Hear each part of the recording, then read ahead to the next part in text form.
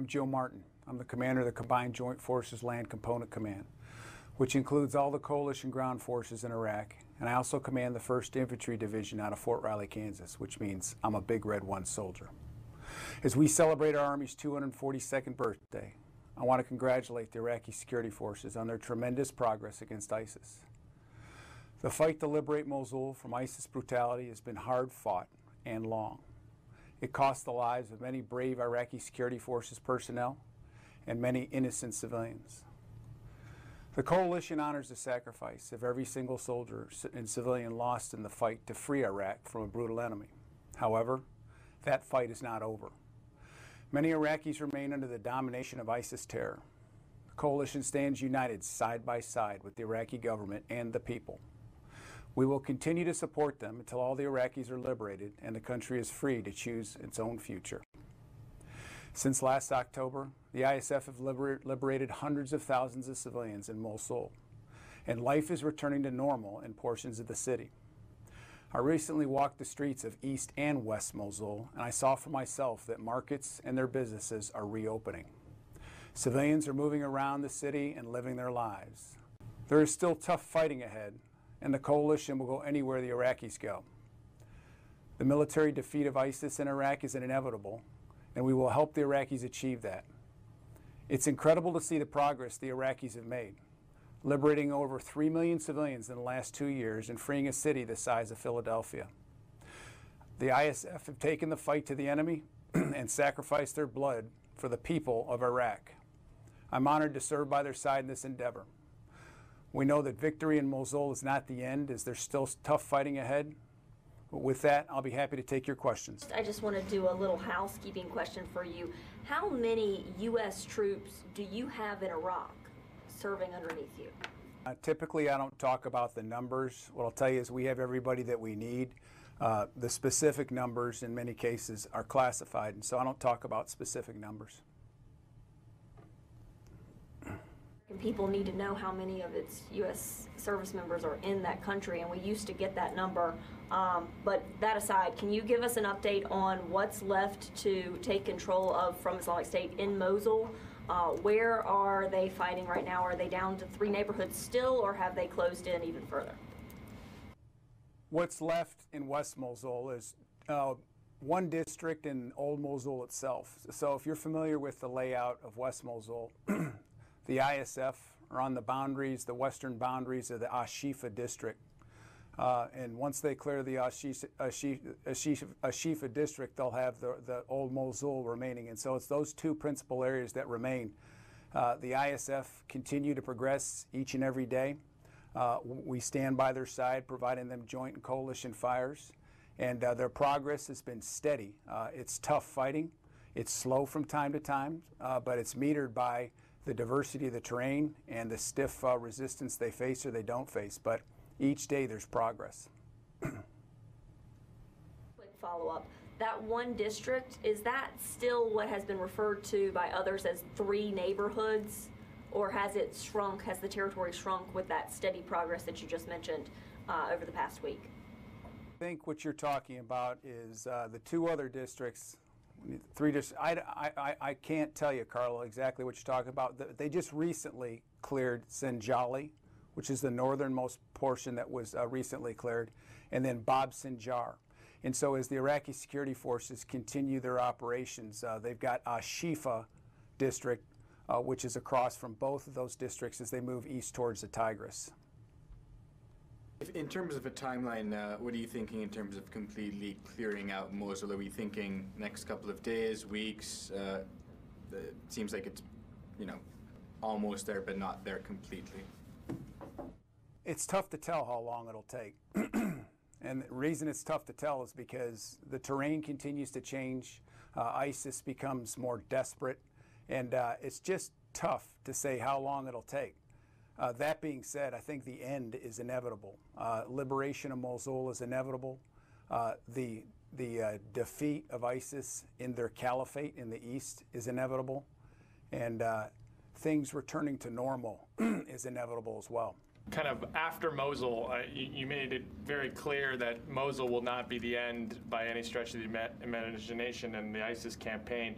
What is kind of seen as the next key target of opportunity after Mosul that ISIS still controls? I mean, what is considered kind of the biggest threat that ISIS still controls, and where do you see kind of the campaign progressing to? It's tough to tell exactly where we'll go next, but if you look at, there's other areas in Iraq, urban areas, that have yet to be liberated. And so lots of work to do. The city of Tel Afar comes to mind, the city of Hawija, and then when you move down to the Euphrates River Valley, you've got cities, smaller cities, but still cities nevertheless of Riyana, Ana, Rawa, Al-Qaim, and Husayba along the border of Iraq and Syria. And so those areas will have to be cleared. Where the Iraqis go will be their choice, and of course, we'll wait for that choice. I can't speculate as to what their next objective will be, but it'll probably be another urban environment, continuing to set conditions for defeating Daesh across Iraq. And we'll be there right beside their side, providing them joint and coalition fires each and every day, and our advisorship as well.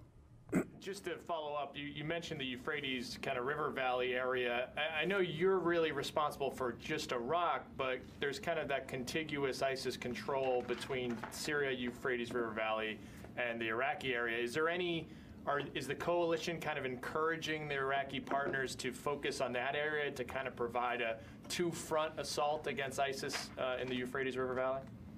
We're a partnered force, and so with being a partnered force, the first thing you've got to do to really succeed is you've got to subordinate yourself, your time, and your agenda to your partner's agenda. And so that will be the choice of the Iraqis as to where they go next and when they go to the Euphrates River Valley, which eventually will happen. But they haven't made that choice yet, so we'll wait and see. And we will, in a very flexible way, respond to their course of action and support it just the way we've supported them for the past 8 months in Mosul. In these two corridors in Mosul, in districts, the Al-Shifa and Old Mosul, how many ISIS fighters do you think are there currently in these two districts? I wish I could tell you how many fighters are left. With regret, I tell you that ISIS is not cooperating with us on telling us how many they have left. But that being said, we have estimates, but they're only estimates. And so the one thing I could tell you about the number of ISIS fighters that exist in West Mosul is each and every day those numbers decrease with each and every yard that the Iraqi security forces take. And it's a matter of time till we'll be down to 0 in West Mosul, and the government of Iraq will be talking to you about the liberation of Mosul as a whole. We know that after the clearance of the city, the hold force will take over certain, the area to stabilize and secure the area. Are they currently in place, or how is it going in terms of the hold force, the tribal forces, and even the tribal militias and so on, police forces that you trained? So, talking about the breakdown of the different forces, that'd be a great question to ask the Iraqi security forces to the government of Iraq. What I can tell you is that the Iraqis understand what the right combination of security forces are to be able to stabilize post-liberated environments. East Mosul is a great example of that. There's a combination of security forces that exist over there under this leadership of one single general officer who oversees that so that they can continue to secure the environment and allow the essential services to continue to flow in. And so they've got the right recipe for that. We don't know exactly how they're going to do that in West Mosul yet, but they've got the resources to do it. And based on what I've seen in East Mosul, I got a high level of confidence that they'll have the right hold forces in place. So you mentioned that there are several other cities and areas in Iraq that would still need to be cleared out of ISIS, but I know when the Mosul campaign first started, there was a lot of talk about how this was, one of these last major fronts that ISIS has in Iraq. So once Mosul is cleared, do you anticipate that the U.S. presence in Iraq may be able to draw down a bit? And then can you give us any sense of, I know you can't talk about specific numbers of ISIS that may be in Mosul, but do you have any sense of how many hundreds or thousands of ISIS fighters may be in Iraq as a whole outside of Mosul that you would have to face after the Mosul campaign is over? What I can tell you is it's tough to tell just how many are left. We have estimates, but once again, they're only estimates, and it's tough to speculate about the future. But I can tell you that the Iraqi security forces will be just as keen as they are now, keen about continuing the offense against the remainder of these forces that are in Iraq. Now, we've got several other operations that are ongoing with our partners across Iraq that continue to disrupt Daesh's ability to train, their ability to recruit, and their ability to destabilize areas that have been previously stabilized. And so regardless of what the end state number may be, the determination of the Iraqis and the commitment of the coalition right by their side is what we'll use to defeat ISIS in Iraq in the end. So you don't anticipate that that the end of the Mosul campaign will signal any kind of a potential for a decrease in U.S. troop presence in the country, in Iraq as a whole? Courtney, I really can't speculate about the future. That's all that would be. What I'll tell you is our mission hasn't changed, and I don't anticipate it changing, and we'll be there right by the Iraqi side supporting them. Ask about what's left in Mosul. What are you seeing ability-wise from the remainder of the ISIS fighters there? Are they able to launch large-scale counterattacks? Are they still using VBIDs? It seems like they've been, kind of pinned down for a while. So how capable are they of, reinforcing themselves and such? So there's a couple things to think about when we talk about what's going on with ISIS in West Mosul. First and most importantly is that they're surrounded. They've got no way out. Now, being an encircled force, they try as they can to counterattack, to try to break out from encirclement. But all those attempts to date have failed. Exacerbating the situation for them is when I came here 8 months ago, they had capability that was very large. They had suicide-borne vehicle IEDs. They had UAS platforms. They had a suite of indirect fire platforms, and they had lots of fighters. But over time, we stripped away their capabilities of those networks, and so they've gotten smaller and smaller in size and capability. And when that happens, they start running out of options. They're basically down to rifles, grenades, some anti-tank weapon systems, machine guns, and of course, most importantly, that needs to be reported, their endless or limitless exploitation of the human element that remains under their tyranny and oppression in West Mosul. Is it possible that there could be a VBIED somewhere? Absolutely, but they're very limited in that capability. And the reason is because between the Iraqi security forces protecting themselves and the coalition's joint and coalition fires, we've stripped them of those capabilities. So all they've got is rifles and the other things that I mentioned. Can you expand on the limitless exploitation of the human element? Also, give us an update on the use of airborne IEDs, drones. And there was an arrest, or there was a notification by the Treasury Department that 2 ISIS followers involved in WMD have been put on notice. Can you give us an update on the use of WMD against Iraqi or your troops inside Iraq? Ability for it to drop munitions. That particular capability has been absent from West Mosul for quite a while. And the reason it's gone is because we've targeted it and we stripped them of that capability. Plus the Iraqi security forces are helping with that. In addition, the Iraqi security forces have learned how to protect themselves from that. And so although a possible capability, because of how we've adapted to the environment, It's really nothing more than a nuisance now. Second question you asked was weapons of mass destruction. I'm not familiar with what exactly you're speaking about. Can you give me some more information on that? The two ISIS operatives that were listed were targeted, I think, in terms of their use of mustard agent, homemade mustard agent, which I was throwing into the basket of WMD. What I'll tell you is ISIS has tried in many different ways to develop and utilize chemical weapons in the environment, but here's the facts. It's been insignificant operationally, and that's because the Iraqi security forces are properly equipped with the protection equipment they need.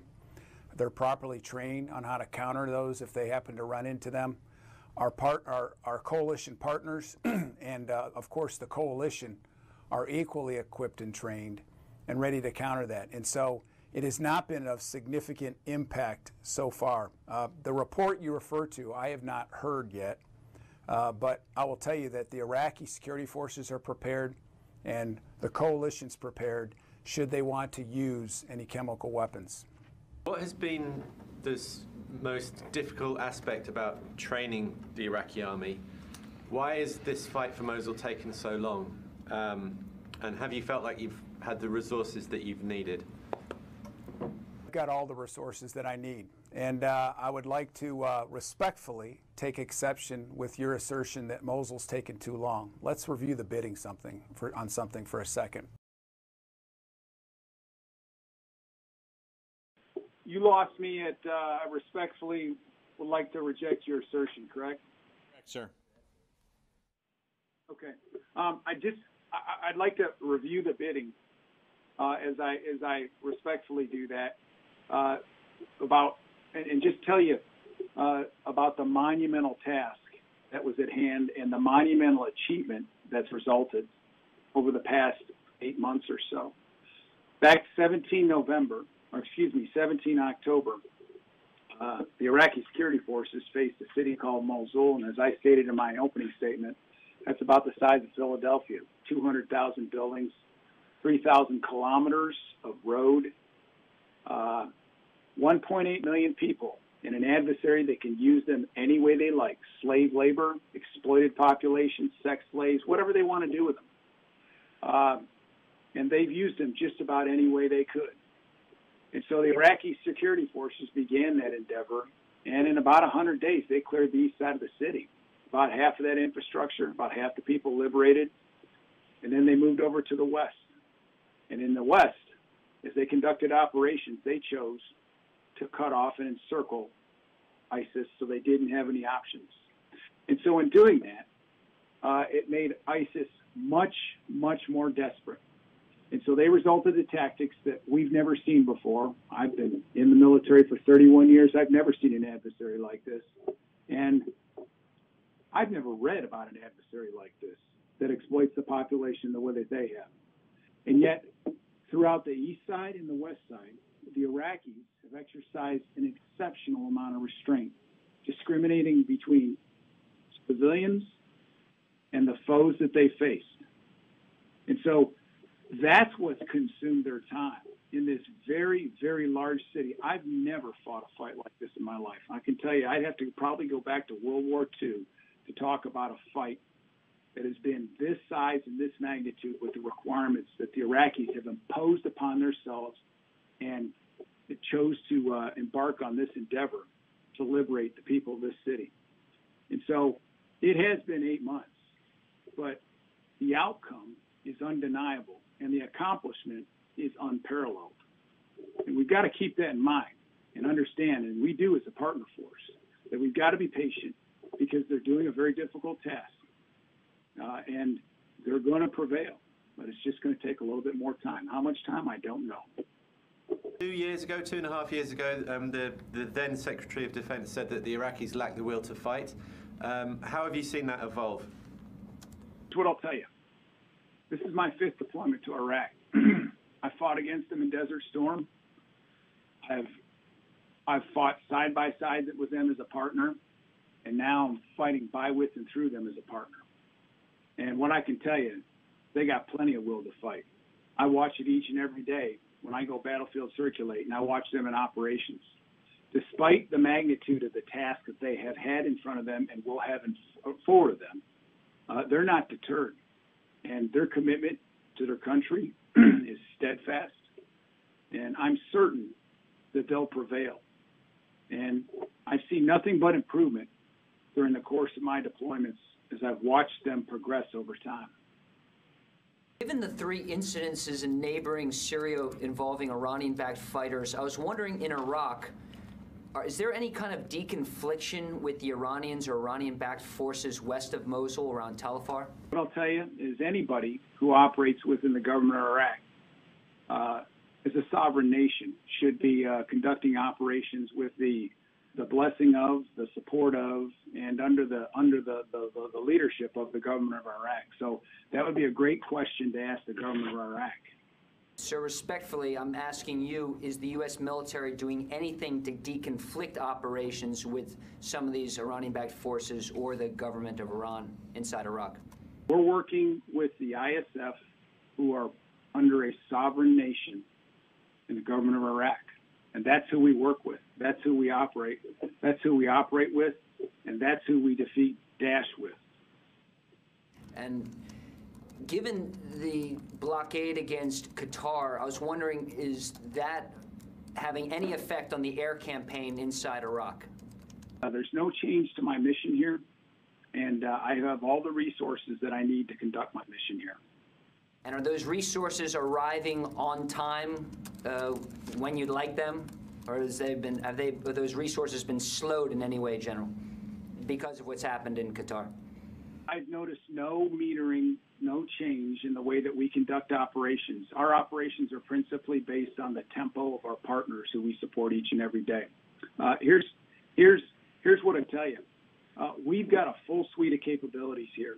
And, you know, sometimes there's weather, sometimes there's other factors that may delay those capabilities.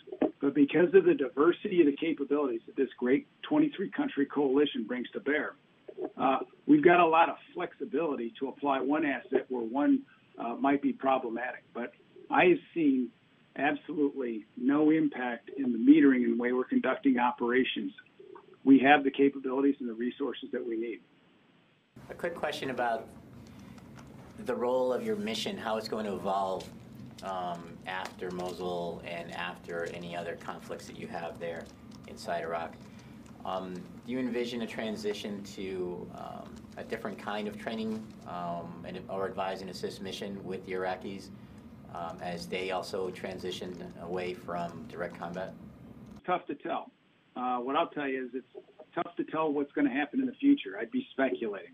What I can tell you that's going to happen is we're going to continue to do what we're doing right now, and that's advise, assisting, and enabling the Iraqi security forces. Where we go in the future is a matter of discussion between 2 sovereign nations and the coalition, but I can't tell you what that will be because we don't know what the future holds. We'll also continue to train the Iraqi security forces as we support them, just like we have so far. I mean, I don't know if I said this early in this presentation, but we're at about 66,000 people trained so far in our partner capacity building sites, and we continue to do that each month. For the hold mission that's going to take place in Mosul and West Mosul, the forces that are moving in there are already specifically trained for that mission, correct? And what kind of, what actually do they do when they're in the hold mission?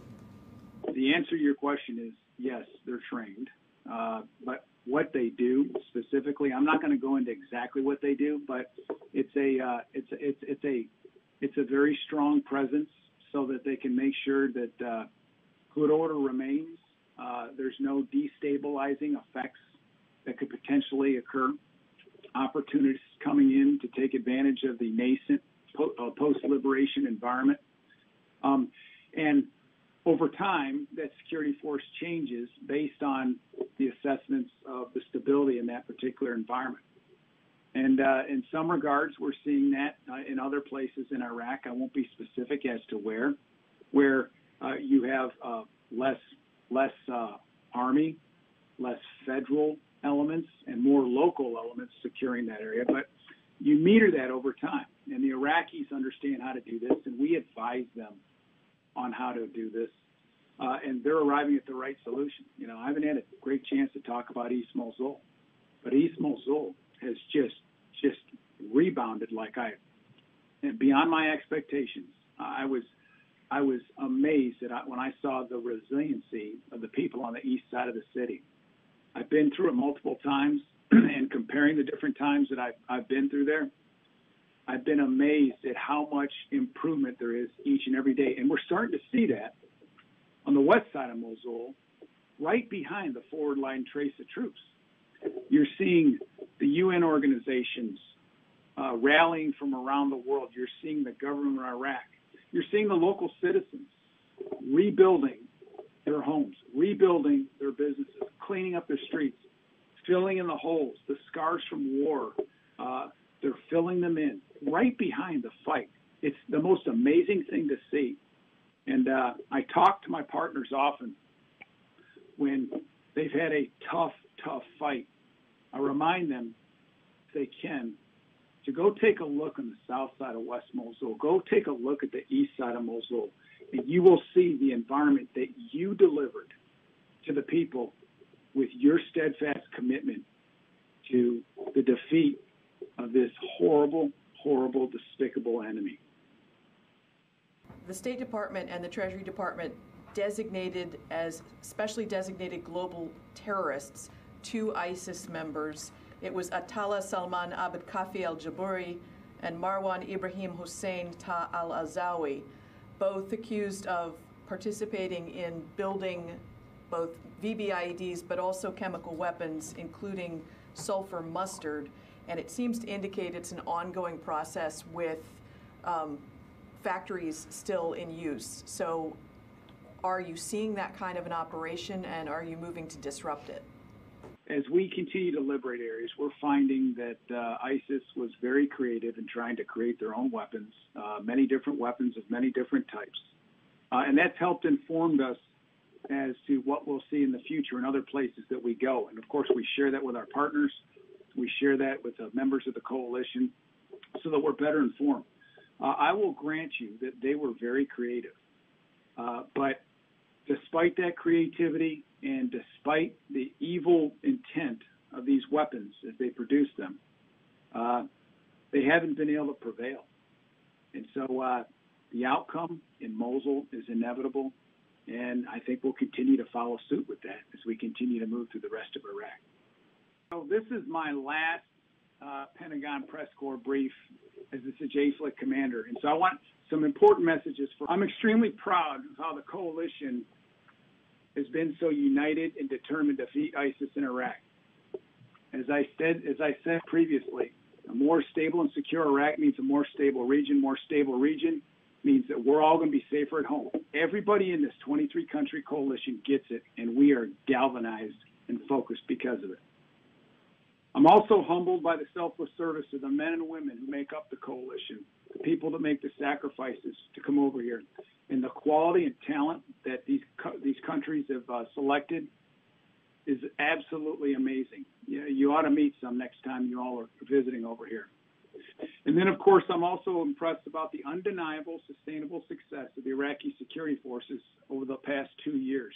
Thinking just a little over 2 years ago, Daesh was at the gates of Baghdad, about to seize the capital, and how much they've turned it around, liberating 3 million people, tens of thousands of square kilometers liberated, in hundreds and hundreds of cities. It's an amazing accomplishment. My last point, I want to thank you for what every one of you do, because I've been asked a question from time to time, what keeps you up at night? And I think I'll surprise you with my answer. What keeps me up at night is before I go to bed at night, my wife and I talk. And I say, so what did you hear about Iraq today? And when she says nothing, it really concerns me. You can make a difference and tell our story, because there's an amazing story happening right over here, and it has impact. If you believe what I just told you, it has impact for each and every one of you, no matter what country you come from. That's why there's 23 coalitions over here. That's why the Iraqis are so committed like they are. We get it. Please tell our story. God bless you all.